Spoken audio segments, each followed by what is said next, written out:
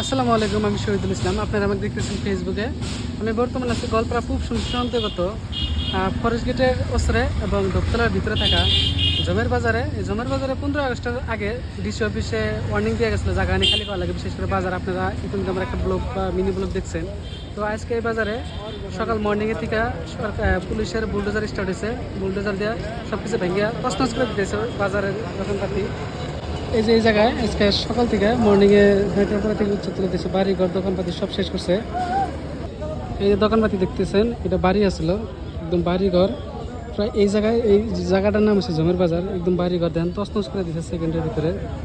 মানে সকাল থেকে সরকারি বুলডোজার চলতেছে, প্রশাসনিক বিভাগের থেকে বারে বারে এই দোকানগুলো খালি করবার নির্দেশনা দিয়েছিল, বারে বারে ওয়ার্নিং দিয়েছিল, তারপরেও মানে নেয় এবং না মানার ফলে আজকে এই অবস্থা, এই সিচুয়েশন। বহুত টাইম দিয়েছিল যে বস্তুবানি নিয়ে তোমরা এদিকে হয়ে যাও, বস্তুবানি খালি করো, কিন্তু করে নাই। বর্তমান দেন অবস্থা এই জন্যে বর্তমান সকালে সরকারের থেকে গলপাড়া ডিস্ট্রিক্ট প্রশাসনিক থেকে এই ধরনের উচ্ছেদ চালানো হইতেছে। সম্পূর্ণ ভিজুয়াল বা সম্পূর্ণ পরিবেশ করে ভিডিওতে দেওয়া থাকি না, ঘরটা ভেঙে খেয়ে গেছে।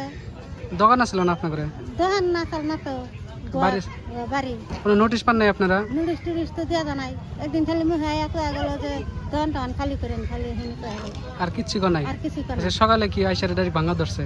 সকালে হেরে গনে ডাইরেক্ট করে ভাঙা তো কথা টথা কিছু। তো আপনারা কি করবেন, সরকারে কি জানাবেন? আমরা সরকারের আর কি করবো, আঙরে থাকা ঘর দুয়ার ভেঙে দিছে, আমি কোন আঙ্গন আঙরে দেনাবো না কিছু। আঙরে কোনো নোটিশ না দিয়ে ডাইরেক্ট ভেঙে নিল? নুরিশ না দিয়ে তো ভেঙে দিল, নুরিশটা তো দিলে তো আমরা আগে সে পেতাম আচ্ছা, সকালে এসে টাইম তো নাই, না, ডাইরেক্ট বলছে? ডাইরেক্ট ভেঙে দিছে। আচ্ছা,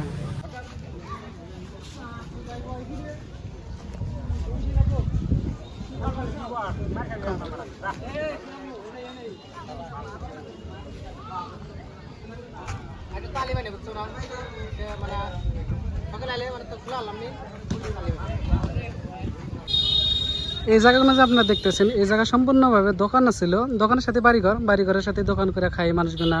খুব দরিদ্র মানুষ বা কিছু কোনো মানুষ সুচল বা কিছু কোনো চলার গোছ আসলো না, এরকম পরিবারের মানুষ দিন যাপন করছে। কিন্তু সকালে নোটিশ না দিয়া, কোনো ধরনের আগজানানি না দিয়া ডাইরেক্ট এসে বুলডোজার লাগাইছে এবং বুলডোজার লাগাই এরকম ধরনের দোকানপাতি বা বাড়িঘরের অবস্থা এরকম শেষ করে নিছে। এবং বর্তমান এই জায়গার মানুষের একটাই দাবি, যদি অল্প টাইম সময় দিত, যদি অল্প আগজানানি দিত, হয়তো যাবতীয় প্রয়োজনীয় বস্তু যদি খালি করবার দিত, বহুত উপকার হইতো।